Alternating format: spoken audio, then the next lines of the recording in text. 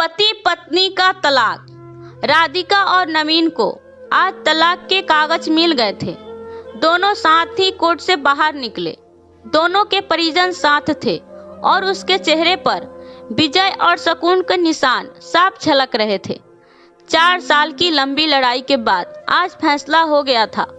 10 साल हो गए थे शादी को, मगर साथ में 6 साल ही रह पाए थे। 4 साल तो तलाक की कार्रवाई में लग गए। राधिका के हाथ में दहेज के सामान की लिस्ट थी जो अभी नवीन के घर से लेना था, और नवीन के हाथ में गहनों की लिस्ट थी जो राधिका से लेने थे। साथ में कोर्ट का आदेश भी था कि नवीन 10 लाख रुपए की राशि एक मुश्त राधिका को चुकाएगा। राधिका और नवीन एक ही टेम्पो में बैठकर नवीन के घर पहुंचे। दहेज में दिए सामान की निशानदेही राधिका को करनी थी, इसलिए 4 वर्ष बाद ससुराल जा रही थी।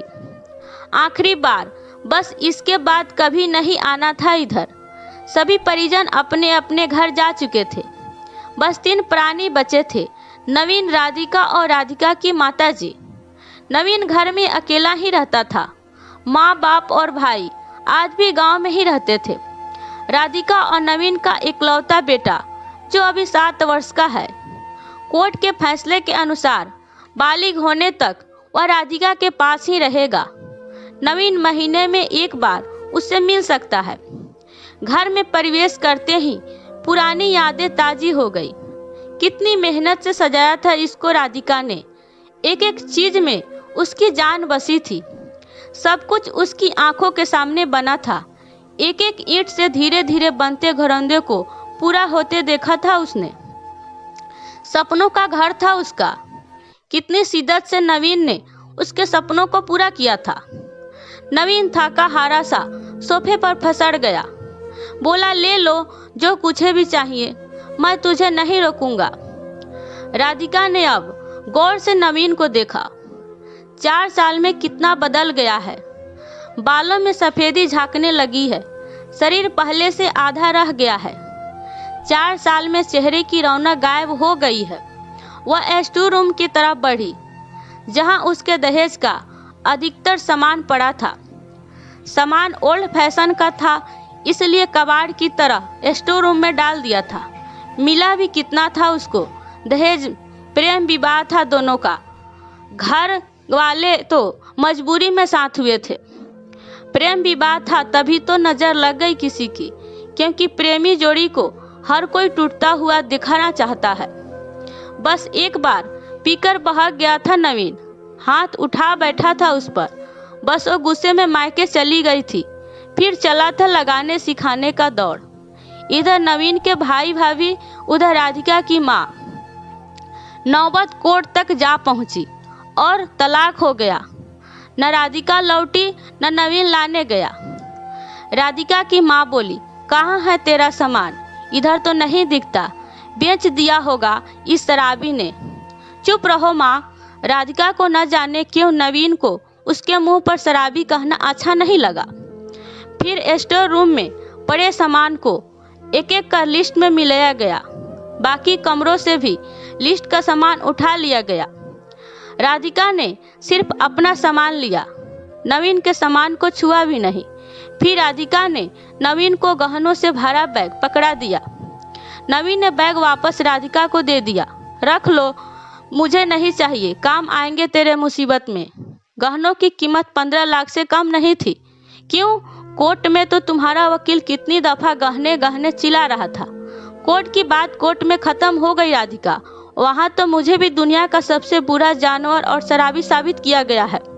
सुनकर राधिका की माँ ने नाक भौं चढ़ाई। नहीं चाहिए वो 10 लाख भी नहीं चाहिए। क्यों? कहकर नवीन सोफे से खड़ा हो गया। बस यूं ही राधिका ने मुंह फेर लिया। इतनी जिंदगी पड़ी है, कैसे काटोगी? ले जाओ, काम आएंगे। इतना कहकर नवीन ने भी मुंह फेर लिया और दूसरे कमरे में चला गया। शायद आंखों में कुछ उमड़ा होगा जिसे छुपाना भी जरूरी था। राधिका की माताजी गाड़ी वाले को फोन करने में व्यस्त थी। राधिका को मौका मिल गया था। वो नवीन के पीछे उस कमरे में चली गई। वो रो रहा था, अजीब सा मुंह बनाकर। जैसे भीतर के सैलाब को दबाने दबाने की अजोहत कर रहा हो। राधिका ने उसे कभी रोते हुए नहीं देखा था। आज पहली बार देखा, न जाने क्यों दिल को कुछ सुकून सा मिला। मगर ज्यादा भावुक नहीं हुई, सधे अंदाज से बोली, इतनी फिक्र थी तो क्यों दिया तलाक? मैंने नहीं, तलाक तुमने दिया। दस्तखत तो तुमने भी किए, माफी नहीं मांग सकते थे? मौका कब दिया? तुम्हारे घर वालों ने जब भी फोन किया काट दिया। घर भी आ सकते थे, हिम्मत नहीं थी। राधिका की माँ आ गई तो उसका हाथ पकड़कर बाहर ले गई। अब क्यों मुंह लग रही है इसके? अब तो रिश्ता भी खत्म हो गया।